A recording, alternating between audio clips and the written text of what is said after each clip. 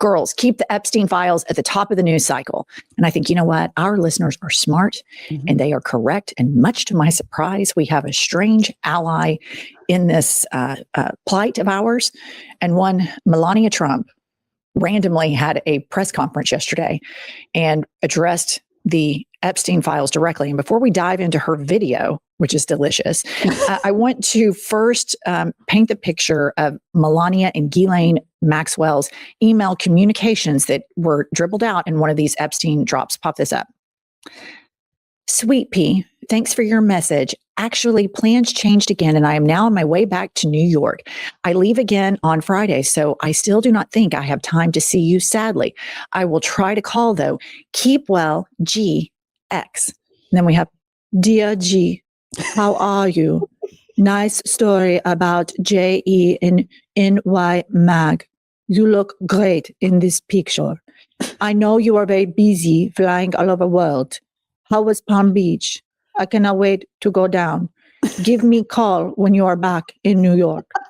Have a great time. Love, Melania. So to me, you and I text and send each other emails. Right. We've known each other for 25 years. I don't know that our emails are that sweet to one another. Fuck no. Okay, so here is a stunning video of the least popular first lady in the history of the country yesterday. Play the clip. Linking me with the disgraceful Jeffrey Epstein need to end today. The individuals lying about me are devoid of ethical standards, humility, and respect. Pause real quick. Keep it up. It is so rich that she has the ability on some delusional level to call out people that are devoid of integrity and honesty. Yeah. Respect. What? Be best. Okay, go on. Their ignorance, but rather, I reject their mean-spirited attempts to defame my reputation. I never been friends with Epstein. Donald and I were invited to the same parties as Epstein from time to time, since overlapping in social circles is common in New York City. Look at the shade going up. It's so weird.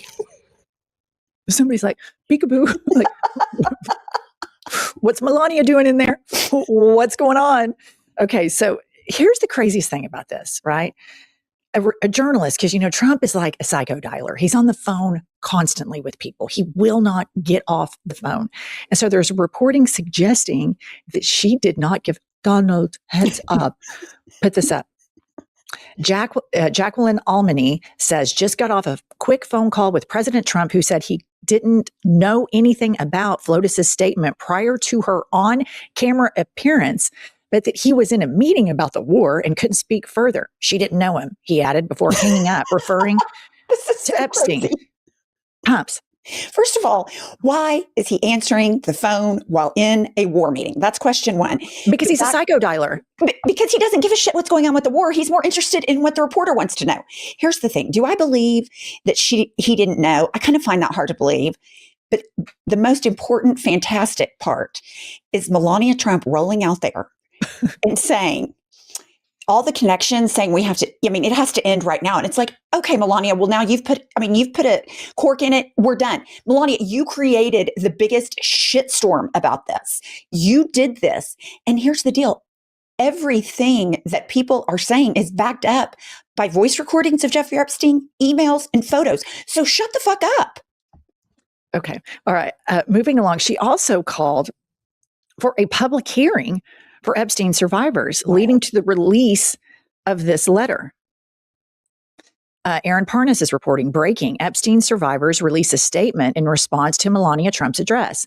In part, it says, survivors have done their part. Now it's time for those in power to do theirs. So the question is, you know, why did she do this? And I could go either way, if Trump knew or if he didn't know. I don't think there's any question she can't stand the guy. No. I don't think there's any question that she has her own vision for herself and for her own celebrity, much like her husband does. And I think they would each throw the other under the bus Completely in a agree. heartbeat. Yeah. I mean, I don't think this is like some long love story. What's interesting to me is in the Melania documentary, as we had Kylie pirate and watch, they famously say goodbye to each other and each go into their own bedrooms. And I just have to note, could you imagine if Barack and Michelle did a documentary and they both went into separate bedrooms, like the conservative freak out? Like, so is this a traditional marriage? I need to know. We know it's like, godly, but is it traditional? Okay. And just so we're clear, these are the people that Donald Trump and Melania Trump had absolutely no connection to and did not know at all. And here we go. Okay. So here's Donald, here's Melania, here's Jeffrey, and here's Ghislaine. And we started off this episode with the email exchange between Ghislaine and Melania. Of course, there's all sorts of suggestions that Epstein recruited through various sources Eastern European women and brought them over for his sex trafficking crime world, and that Melania was one of those people. I don't know if that's true or not, but I just know that's out there. And I know after everything you've read in the Epstein files, it's like anything's possible. And here's the deal. I don't really care how they met, but the fact that she's saying she didn't know him tells me 100% she knew him, coupled with the multiple photographs with them together. But this whole situation has people wondering why Melania is choosing to speak up now. Is the war that bad that they need to go back and talk about the pedophilic sex ring that everybody in Trump's cabinet appears to have colluded in? Is that what it is? Put this up. Okay. John Favreau says, okay, so who's about to break the Melania Epstein story she just tried to get ahead of? Pumps. Great question. That's what I was wondering. Like, why now? Why this? Here's the thing. Her coming out there randomly to say she wasn't friends with him, she didn't know, you immediately think something's about to break. Something's about to break. I mean, there's something and it's going to be juicy. And then for her to call on Congress for public hearings, I believe that. I think that's true. But the problem resides in her traditional marriage partner.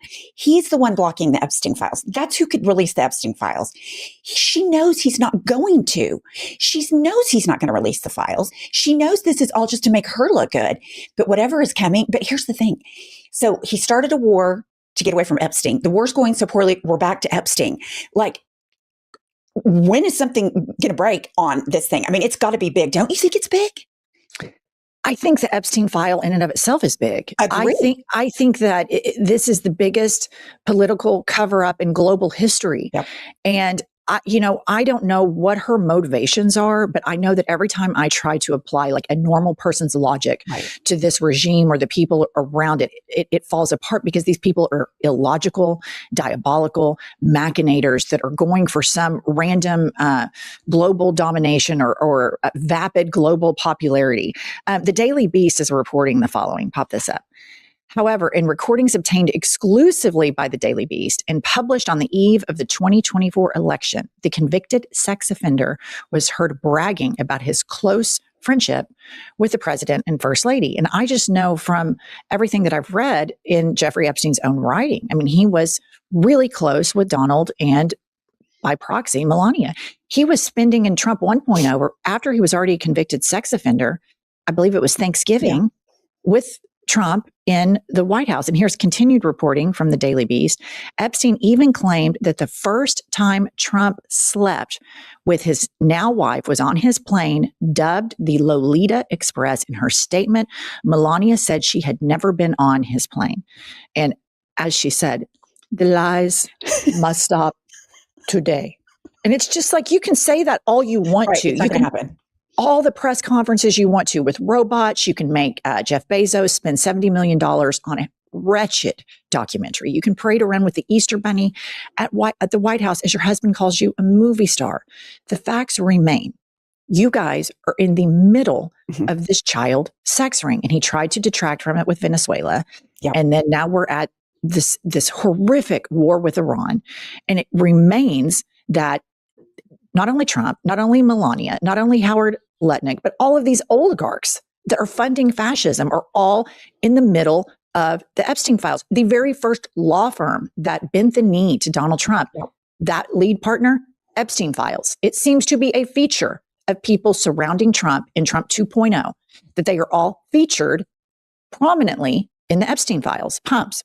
And obviously, based on the correspondence, I want to see you. I'll try to call. Let's get together. It was not, what'd she say? It was just a normal correspondence. It wasn't. A normal correspondence is, thank you for the flowers.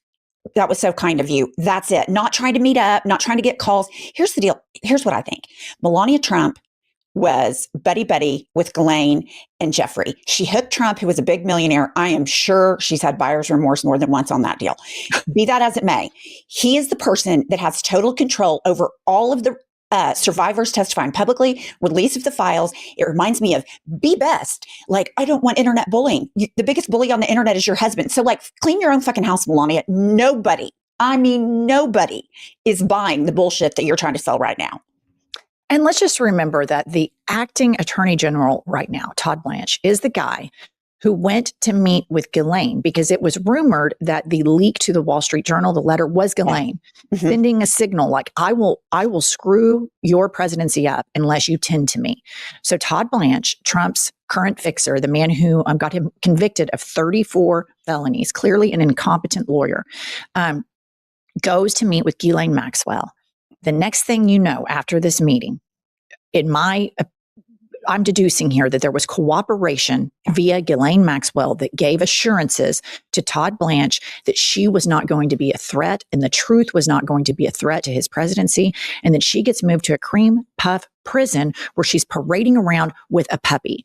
And so it's incredibly rich, the condescension that this administration treats its followers and its detractors, that we do not see what's going on here. Right. And others are pointing out Michael Wolff's claim about the First Lady. Here's a video. A new book was published yesterday in the US and UK entitled The Rise and Fall of the House of York. It's by a British journalist by the name of Andrew Loney. And it's about the pathetic life of Prince Andrew, but it is also about his connection to Donald Trump, Jeffrey Epstein, and Melania Trump. And in fact, it contains a passage in which Epstein is quoted, and this is from an interview apparently in 2007, where he says that he had sex with Melania a full year before Donald Trump commenced his relationship. I mean, so obviously, this is a whole group of people surrounding Epstein where they're passing women around. And whether Melania was one of those women or not, I don't know. She's demanding the lie stop today. But here's the thing about Melania. And you remember, she went to the border in Trump 1.0, and she, in politics on that global stage, everything you do, every move you make is intentional. And she had that "I don't really care, do you" jacket on. And she was always swatting at Trump's hand. And she didn't, "I don't give a fuck about the Christmas." When Fox News is like, "Oh my God, the war on Christmas." And her husband's like, "Because I'm president, we can say Merry Christmas again. I brought Christmas back." And all the triple Trumpers are like, "Oh my God, Merry Christmas." And she's like, "I don't give a fuck about the Christmas."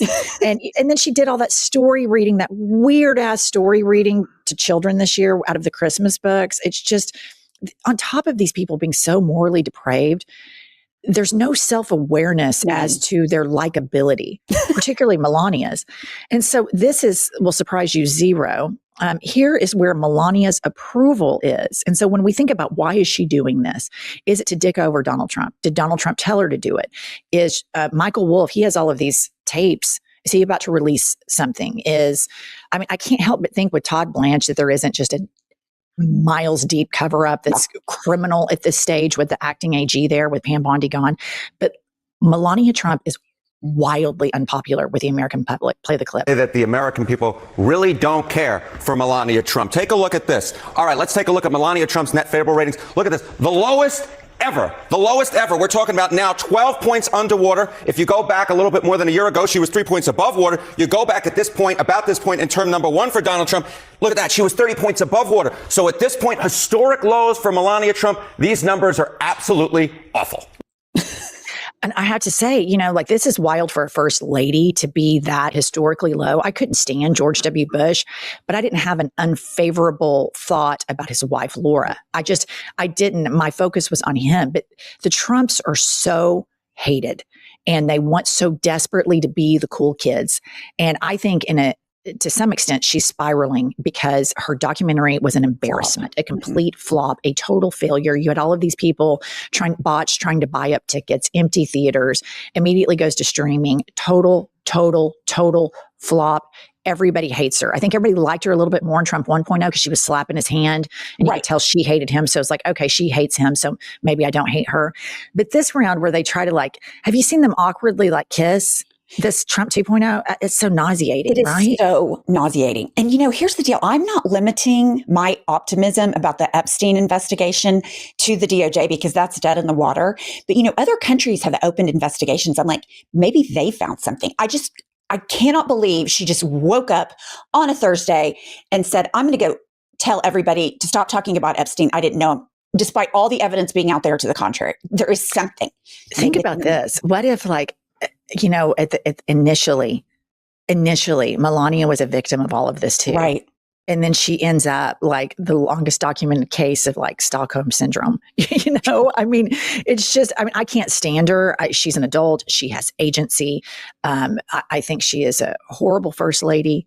I think she's a horrible person. Agreed. I genuinely do. I think she's just awful. But anyway, this is wild. We'll probably now the Epstein files are back at the top of the news cycle as they should be. But this administration is relentless in their quest to destroy things, kill people, and erode institutions that keep us safe and keep us free. All right, that's all we have. Like and subscribe. We'll be back later with more.